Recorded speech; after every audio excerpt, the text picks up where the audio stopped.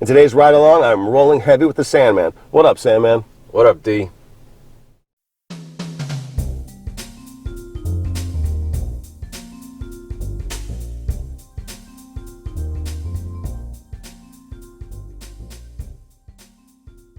Welcome back to this hobby of ours, another one of my famous car episodes, ride along with my new watch buddy, the Sandman. What up, Sandman? It's good to see you, dude. What up, D? Yeah, thanks for coming along on the ride today. Good day to be out. Yeah, no doubt. It's a little bit frigid. It gets cold here. I had to put on the hobby of ours cold weather attire. For sure. But wanted to get into some watch stuff with you today. Wrist check part 1. I am wearing my Sprite, latest addition to the collection. Shout out to Louis Anthony Jewelers. Much love, Andrea, Jeremy. Loving this watch. And you, sir? You're saving it, aren't you? You said you were going to save it. There's a story. So all right, we'll save it for the story. All right, we'll have a wrist check part 2 later. But as I was talking to the Sandman, he's been in the collecting game a few laps more than I, and wanted to get a sense. I love hearing people's collection journeys. I just love it because everyone's journey is different. And so I thought we might kick it off there. So when you sprang from the womb, what watch were you wearing? Well, back in my day, I'm a little bit older than you. The formality of wearing a watch. Sundial? Actually, it was a Timex. Stick markers. Yeah. White metal, stainless. I assume I no longer have it. Yeah. But when it was time to go to church on Sundays or for anything important, Easter, any holidays, gentlemen wear watches. So Yes. I would put my Timex on and become a gentleman. Outstanding. The gentleman. Well, at least it was my perception. Yeah. Well, perception is most things. Right. Versus reality, G-buddy. No, I would wear my sport coat and I would wear my white metal Timex. Always good in the world. Yeah. And then my father had a pocket watch that was older. I think it was a Waltham, not an expensive one. Yeah, they make good pocket watches. They're still lingering out there right now. I don't know if they're still active production, but they dipped in the quartz. But I think they came back in the 80s. I don't know, but okay, the Waltham pocket watch, continue. Right, but the wind-up spring, the main spring in it was broken, so you couldn't wind it, and it was just I wouldn't say his junk drawer, but it was not something that was good. And the back unscrewed. Yeah. And being the curious person that I am, I'm actually the scientist, if I can say that. So it started early, so I unscrewed the back of the watch, and I wanted to see what was inside. Did you fix it, or is it now in a pile of parts? No, I never left things in a state that I couldn't put back together. So I very carefully, slowly at first, would take just a small part of it off, and I would touch the escapement and the inner parts to see how they moved. But of course, they wouldn't continue to run the flywheel. So that spring was fine in it, but the main spring couldn't put any tension, so the flywheel would not continue to go. So I played with that for some number of years. Now, let's fast forward ahead. So there's now a gap there, and I started working at an early age. And I decided that I wanted something a little bit nicer. All right. I had no idea what was out there, and at this time, the digital watch was just coming out. Okay. Just coming out. And they were hundreds of dollars. Can you imagine? Hundreds of dollars. Translation to today's money, thousands. And I looked at it, and it's one of the few times I talked to my dad, and I said, I think I'm going to buy one of these. He's like, Sandman-y, because they put I-E at the end of my name, right? Using my real name. He's like, that's really a lot of money, and stainless steel LED. Yeah. So I didn't go for it, and within 3 or 4 years, they came out with ones that played Fury Lease, and I think it was like $25 or something. Yeah, it was really inexpensive. I had one that the alarm was Dixie. Oh yeah. I wish I could find it because I used to love playing it, but how absurd. I think I still have my Fury Lease one somewhere. I think it stopped working, but I think I have the Yeah, it probably just needs a battery. Those things are built to last forever. Yeah, perhaps. And then I was so I'm working and while watches are sort of on my radar, they're not really like an integral part of my life. I'm going to college, I'm working, trying to put myself through college, and technical degrees require a lot of time, a lot of I got through half of an engineering degree. Did you? But it wasn't the important half. It was like the basic half. And then statics just beat me to a pulp, and thermodynamics was on deck waiting. I never got to it. That's not bad. Okay, but you made it through. I did. So I was working at a relatively large chemical company outside of Pittsburgh, still living here. And I was really young. And the maintenance people, so they have a magazine, which is Bleep, Bleep, Bleep. And in that magazine, there is a picture of a watch that I couldn't even conceive that would exist on the planet. It was the most gorgeous, beautiful, ornate that I could even... I didn't even know how somebody could be rich enough to ever even own Tag Heuer like gold this. Quartz. It was a Rolex, and it had the diamonds, and it was either rubies, sapphires, or emeralds. I can't remember. I believe it was rubies in the... If it was a Cersei dial, Okay. they had both. The indices were either rubies or sapphires, depending on the configuration, and sometimes both. But yeah, that was the thing. Cersei dial, was it a sub or was it a...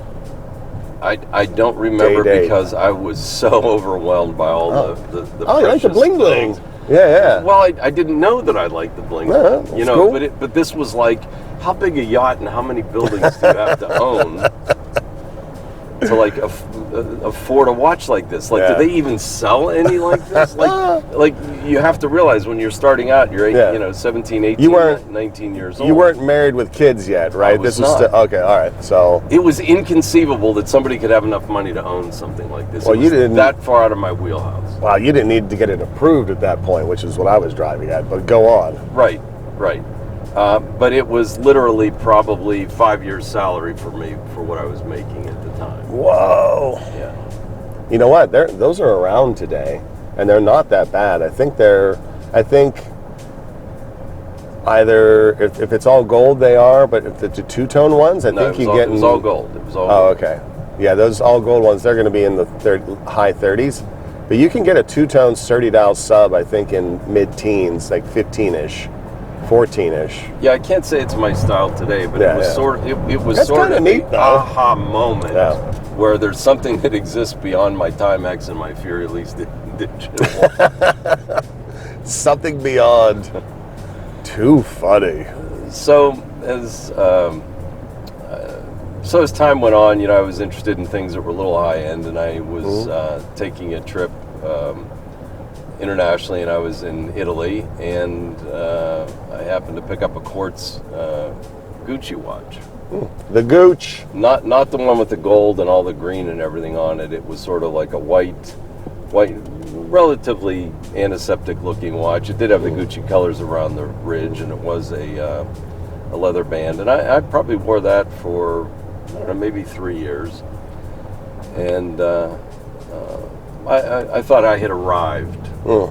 That's funny. From where I started. I mean, that was a big step. I too had a romance with the Gooch when I was in probably comparable career stage, and I was looking at mall watches. Gucci had released the Big G watch. It was quartz, but it was Big G, and I thought that was so neat. But it was like $1,000 in the late 90s, which was unobtainium. I eventually bought one off of eBay for like $250, a decade ago, because I wanted to, not because I wanted to wear it, but just because I wanted to. It was like payback to my younger self. I sold it, but I made a profit on it. I think I sold it for $500. Wow. So I flipped it. Nice. Double. But anyways, you're enjoying your Gucci. Yeah, and wearing it to the corporate Christmas parties, and it was a step above, the base watches, and I was happy with it. And then, of course, my career started to take off, and then I started to want something in the thinner air space. I don't know. I think a lot of us, and I'll say this to the young people that are listening, the journey is really interesting. Everyone thinks they're going after their grail. Sometimes when you reach your grail, you realize there's something else, and it might not be above it. And that's kind of an interesting... Oh, that's interesting. Yeah. It's like, well, I think the first interesting part is moving the goalpost, which I always suspected would be the case, because this was a dream watch. I don't use the word grail. For me, it's too close to home to being the cup of Christ. But also, in principle, I obtained it. So I think if there's going to be a true grail, it should be unobtainium, like Paul Newman's Paul Newman, or for me, Steve McQueen's original Handheart 417, or something like that. But I find that very interesting that once you get your grail, you maybe don't stop, and the next piece you want is, quote, lesser, if you've been graduating through tears, I think is what you're hinting at. And there's... Let me continue, and it'll be. Yeah. It'll be. I'm not interrupting you. No. It'll be clear. It'll be clear. I'm known to be the interrupter. I need to zip it. Go on. It's going to be clear here in a minute what happens. So Sandman doesn't always do things in proper orders. He's Loose cannon? I wouldn't say loose. He ponders a lot of things and makes good long-term decisions. But sometimes when he gets there, he has a different perspective. And when you have a different perspective, you change paths sometimes. And that doesn't mean you're like going into bad paths. It just means when you get somewhere, your vision's a little bit different than it was when you weren't there. Kind of like that original Rolex that I saw in that magazine. Yeah. It's like, my God, that like today that would not be a watch that I would want. But at the time, it was just too ostentatious. But at the time, it was more like, wow, there's people that live lives that I can't even imagine of, that would afford that. Like, would a prince or a princess wear that? I didn't know that, the top 10% of the country could easily own one of those now. Or then. It just wasn't my perspective. So I decided I wanted a day-date president. And it served me for a decade. It was my, look, I've got a day-date president. I've arrived. I did not wear it every day. I only wear it when we went out. I was really proud to do it because my career was going on. Yeah. That was... Yellow gold, white gold? Yellow gold with a champagne face, of course. That was the way to go. But I got the baguette stick markers on the bezel, on the face, sorry. No other jewels. And that lasted me for 10 years until the Day-Date 2 came out. Day-Date 2, Electric Boogaloo. And you have to realize I'm still in this journey. So I've had this watch now for 10 years, and I keep looking. So you're married with children at this point? Yes. Okay. Both kids? Or in between? Yeah. Okay. No, both kids are born. My career's taken off pretty good. All right. I find that subject so fascinating all of a sudden, that particular watch. So, the 30, is that a 36 or a 30? That's a 36, right? Yeah. Well, it was probably a 1803, 1801? I don't know my numbers. You're the expert on that, D. Actually, I'm not the expert, but I know a little bit. What year was it approximately? 86? Or was it in the 70s? If it's in the 70s and was not quick set, then it's an 1801. Okay, the 36 millimeter that I had was a quick set. So okay, so that would have been after 78. Yes, clearly.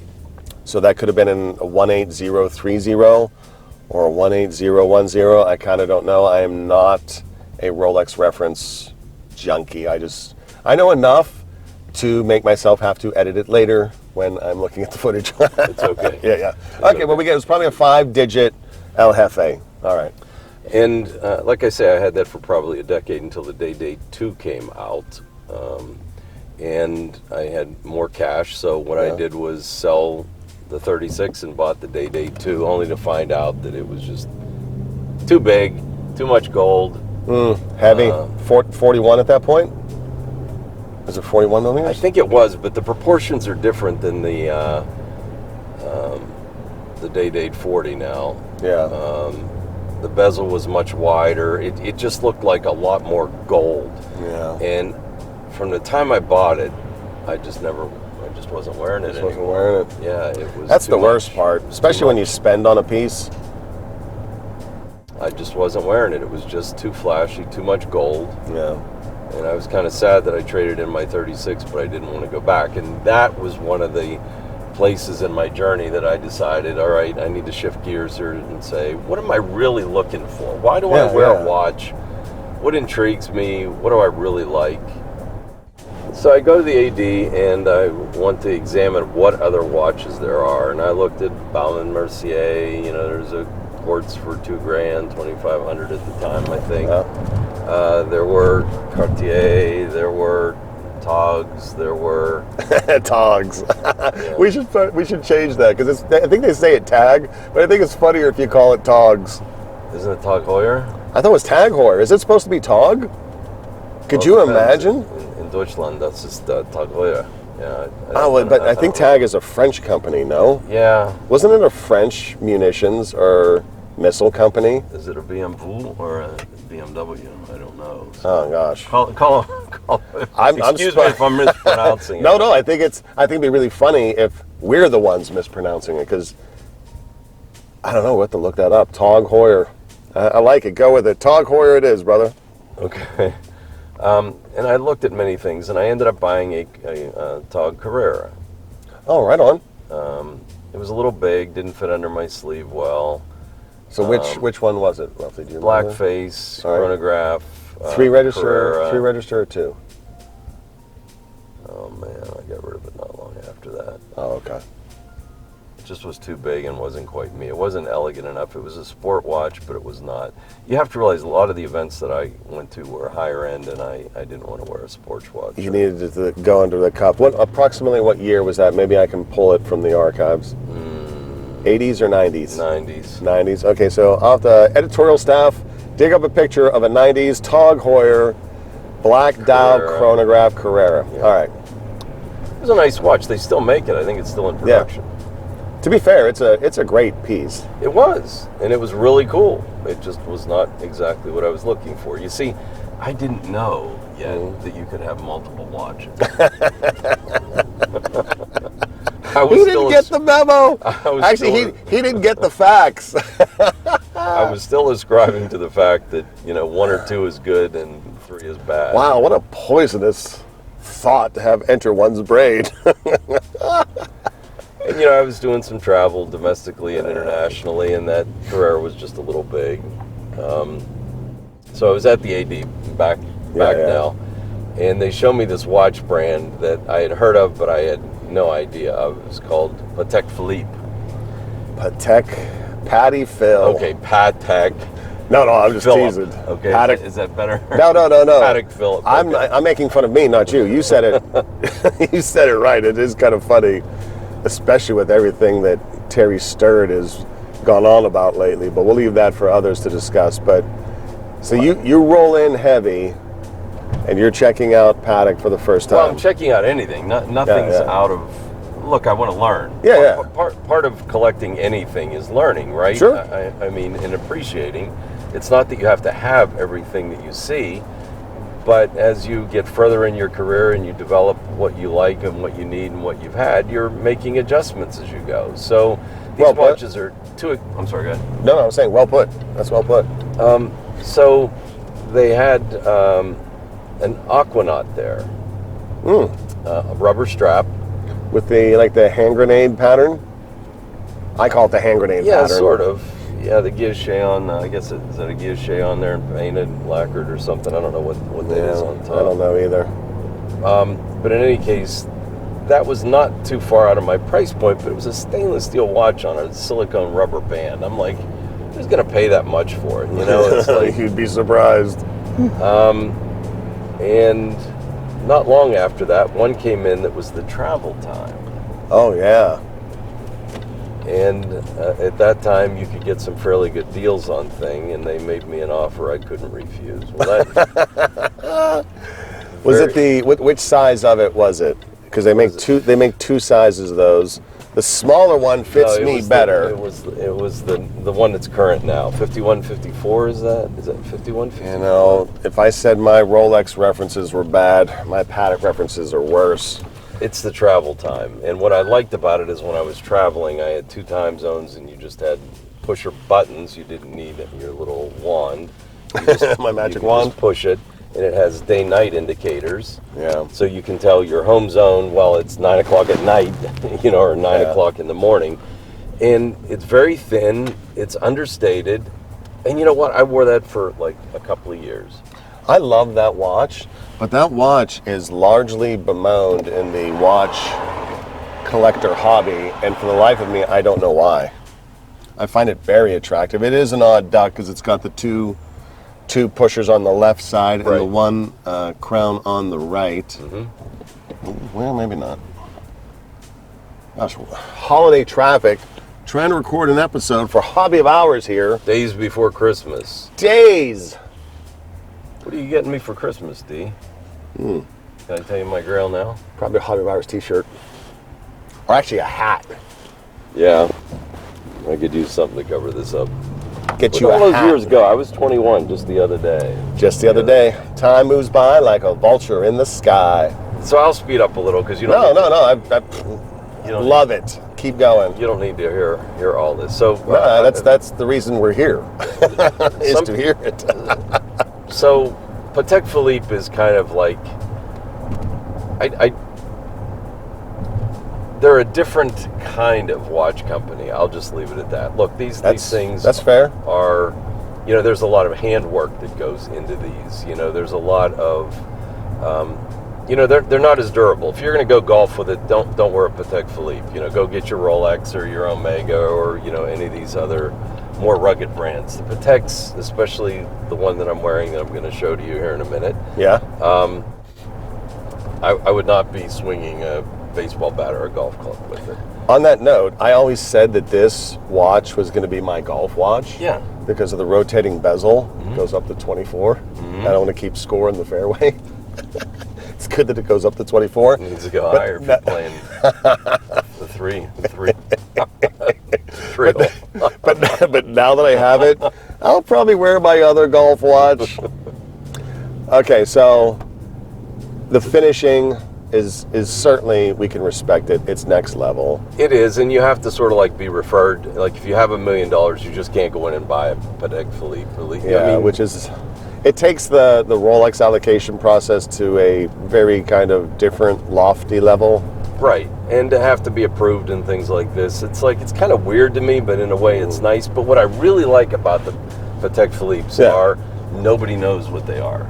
So, like, I'm traveling with a $30-some thousand watch, which actually went up during COVID over $100,000. What? Yeah, over $100,000. I'd have flipped. And yeah, I thought about it, but I like the watch too much, And Is it the one you have on today? It is not. Okay, that's the travel time we're talking about. Travel time. Got it. I don't know. When I buy things, I don't. I won't say I won't flip it. We talked about like what's which one do you really have like some emotional attachment or something. Yeah. I don't know. I just really like that watch. It was in a lot of countries with me, and it's like, all right, I could probably make 50 grand on this, but it lived part of your life with you. Right, and I can give it to my kids when I'm gone. Or a watch buddy who's inspired you. Anybody do that? I don't know, to be fair, if it's the larger one, I don't think I have the wrist to pull it off.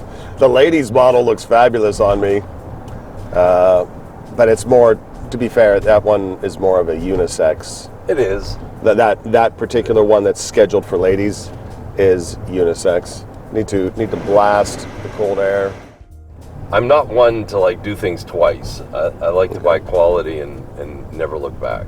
Oh, right on. So we're looking at these Patek Philippe's, and they have all kinds of different complications, right? I mean, you can get a date, you can get a moon phase, but there's something called an annual calendar that you only have to set on leap year. Yep. However, there's another one. There is. Called a perpetual calendar.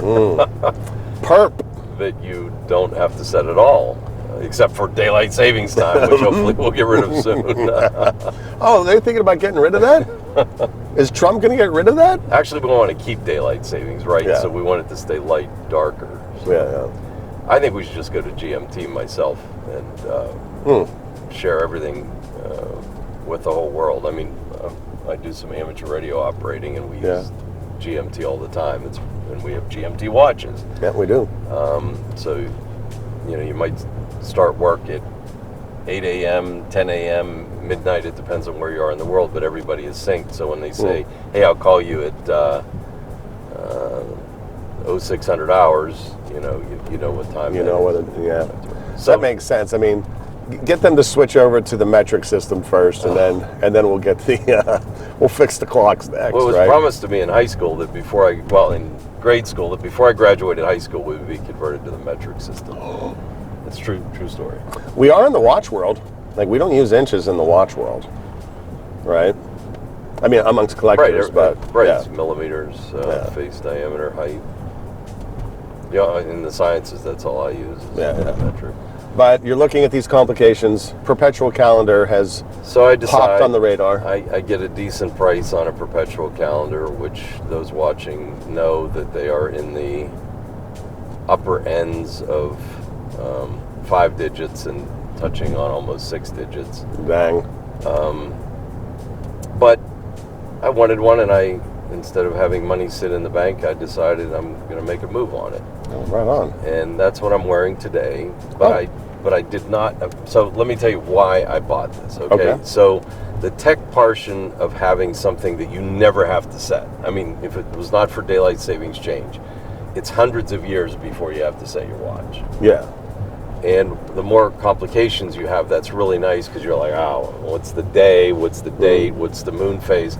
This thing you set once and forget about it for the rest of your life. That's kind of a cool and practical, feature or gadget. Kind of like a G-Shock functionality. Yeah, a little bit.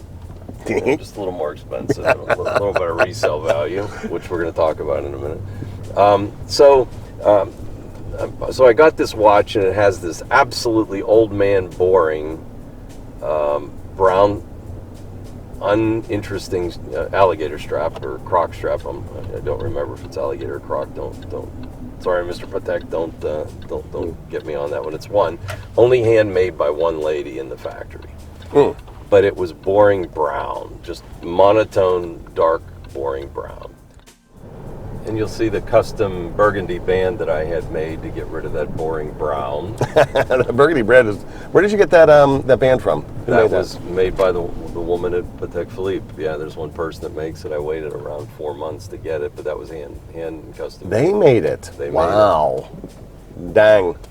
So what's interesting about that watch, which now this is why I didn't really tell the story, is it has the face. A lot of the resemblance of that original pocket watch that Dad had with the numerals. The wall thumb. Yes. Take me back. Okay. Yeah. It has the officer's back, which is neat. Right. Very, very neat. It's got the round shape. It's got the crown that has the same kind of Waltham flute in it.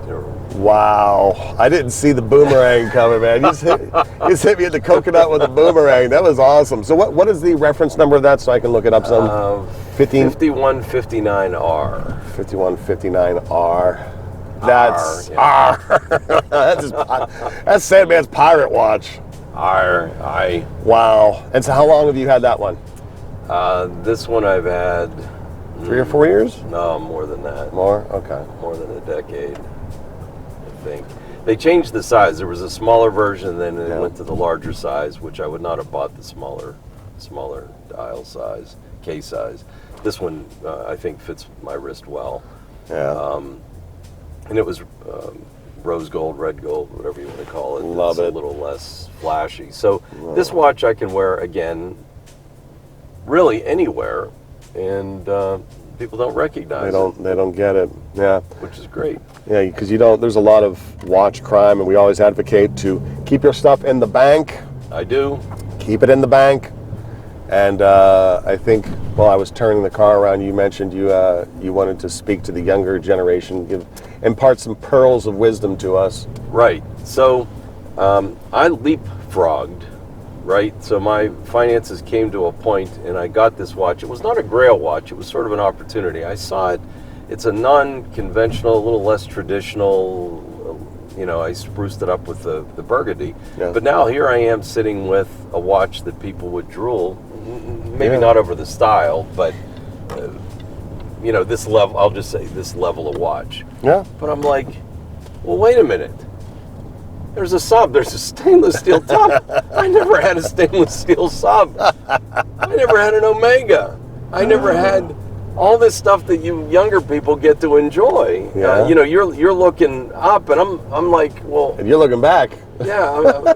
And that's the thing you have to realize too. Look, right. I could get a minute repeater for $1 million. I can't afford that. I don't mean I personally could. One could spend $1 million or more on a watch. Yeah. But at some point you need to have an end point, and I think that's an end game. Well, I hate to say end game because that sounds kind of an exit watch. Poo poo. No, that's bad. That's. But no, imagine this. Who's like the richest person in the world, and they're out looking, and they want a bigger jet, or they want a bigger building, or they want more employees. At some point in all of our lives, we have to say, stop. That's good. That's enough. At a place that I'm really enjoying where I am. My free time is more important. My money in investments, cash, my future. Yeah. That becomes more important than chasing something that if you don't put the brakes on, you will never achieve, because there will be always something that's just a little bit more, just a little bit out of your reach, just a little bit further. Wow. We have to be comfortable in our own skin and stop chasing. Wisdom. I'm not there yet, although I'm on the verge of it. I realize I've gotten to the point of I'm becoming too much a collector for collector's sake instead of enthusiast's sake, which I've got a buddy, shout out TGV, who he and his friend Marc did an episode not long ago discussing that, and as I was watching it, I'm like, I wonder where I fall. And it's every now and then throughout my history I'll have a watch where I've got the same watch in different dial colors, which is absurdist and silly, and I think I'm on the other side of it, so I'm gonna have to ventilate the collection just to pare it down to something sensible. But that hollers back to what you were saying in the beginning of this video, which is, grail watch, and then after you get the grail watch, what next, right? Which is really what you're hitting on. You leapfrogged a couple spots, so you might be looking to venture back to some of those spots. Let's save that particular aspect for another video. Okay. Because what the Sandman would go back to from the Patek, that's a whole nother episode in itself. I love that. I absolutely love that journey. So we'll just give you a little taste. So what's next, or rather, now that you've got that in the arsenal, I know some of your other pieces, which you probably gravitated to, we'll save that for the next episode. What, if anything, is on the radar for you now? Like, is there anything you're interested in, or maybe lurking on eBay or Chrono24 to check out pricing on as of this breath? I tend to be an opportunistic person. I sort of kind of know I don't have a lot of watches. I'm not a collector with 30 watches. That's not me. I have Don't say it, keep it a secret. Always keep it a secret. I have on the order of, I too many and not enough. Well, what I find is what I'm wearing is the watches that, not this, but what I'm wearing on a regular basis is my favorite watch at the time. And it changes. I have a white gold something, which I won't reveal yet. Okay. It's not a Patek, it's not a, thin atmosphere, baller kind of watch. It is white gold. Everybody thinks it's stainless, and if somebody does kind of sort of get close, so I go, I bought this in New York for $50. Honestly, I have fooled so many people. Although I do like your phrase, thin atmosphere watch. Yeah. That is going to be a thing. Yeah. Love that phrase. Thinner atmosphere watch. Yeah, your hair gets thin when you get up at a certain Indeed, level. I got it. I just think it's funny. I think it's brilliant. But go on. But there is something to that. Why am I wearing a watch? Yeah. It's not to flash around. It's for me. It's like stealth wealth in the white gold. Exactly. Yeah. And people are like, why would you do that? Everybody would think it's stainless. And it's like, Yeah, I like that. I'm good with that. exactly. Yeah. White face, just doesn't, no stones. No bling bling for the Sandman on that one? I don't really have a lot of bling in my watches. Have you held a 30 dial sub? Or did you just see it in the magazine all those years? I saw it in the magazine years and years ago. We I say, it was the maintenance department, and they had a bit of an off-color, a little bit of a race. I'll say it's a racy kind of magazine that those people in the maintenance department had, where the more sophisticated, I don't know, the people on the upper two floors didn't have those. They had it. So when you had to go down there, and one of the, he said, here, you wouldn't even know what's in here, because I was so young when I was working. He said, you wouldn't even know what this stuff is, and he tosses me this magazine. But as I'm looking through it, there was some nice eye candy in there, and but it's like I wanted a watch page, and the guy was actually mad at me. He grabbed it. He said, "What's wrong with you kids? It's like you're looking at watches." New friendship goal. I want us to go somewhere where you can actually try on a 30 dial sub. Okay. Because I was eyeballing them for me, and I'm absolutely not iced out, but I happen to know they are going to be long-term value. Learned that off of Paul Thorpe's channel back in the day. But yeah, I'm going to figure out where a 30 dial sub is in town. You think it was a sub, huh? I know it is. Okay. Yeah. It was pretty long ago. It was. Yeah. It was. Or it could have been a GMT from the era. They also did 30 dials, but I'll show you pictures of them. Okay. And I think you'll remember it. It sounds like it made an impact on you. So we are coming to the end of this ride along. What we love to do at the end is to extend the microphone to our guest for the final thoughts before I do the sign off. So the floor is yours, my good friend. Lay it down, Sandman, whatever you like. Well, D is cool. I just met him, a month ago? Yeah. Interesting environment, so I'm glad we crossed paths. Yeah, me too, brother. Grateful for it. Yeah, these journeys are the important. It's not the end game, You're using the word end game. I don't like end game because that sounds too final. Yeah. Be careful what you're searching to. Your tastes will change, opportunities will change, and you don't want to get. Don't buy junk. Okay, buy something that's quality. I can say that. A G-Shock is a great watch if you're going to go out into axe wood and do things like that. But when you're going out for dress, get yourself a good mechanical watch. You won't be let down with it. If you're ever caught out, sometimes people say, like women, I'm caught out without my makeup, or a man, I'm caught out in whatever. When you have a quality watch and it's commensurate with who and what you are, you're always there. Even if you're in sweats or something like that and you got that watch on, it's like there's just something that it just gives you. But just remember, there's always something else, and you have to be happy with what you have, or you will chase your tail for your entire life and never really appreciate what you have. I think a little nugget you touched upon was there is quality at many levels, low end and high end. There's nothing worse than buying an F watch, fake watch, and you talk about getting called out or caught out. Wearing an F watch to a business event and someone who knows watches sees it and calls you out in front of others, you lose all respect. You would lose respect. And those of us that know watches can hear the chink, the sound. The chink, chink, chink. You're really not fooling anyone. You're better off with a proper, legit Seiko than a Faco. Right, and there are really good quartz watches out there. I still have a Capeland two-tone Mercier? Yeah, and it's a nice looking watch. Brigade numerals, I think they are. Oh, right on. It's cool. It's quartz. Do I wear it sometimes? Yeah, summertime. Sometimes I'll throw it on. It's just variety. You change shirt color, shoe. It's nice to have a custom order a Patek strap whatever you need to get the day done, right? All right, that's probably about enough watch yapping for one day. We're going to do some watch shopping, and we'll see how opportunistic my buddy the Sandman is.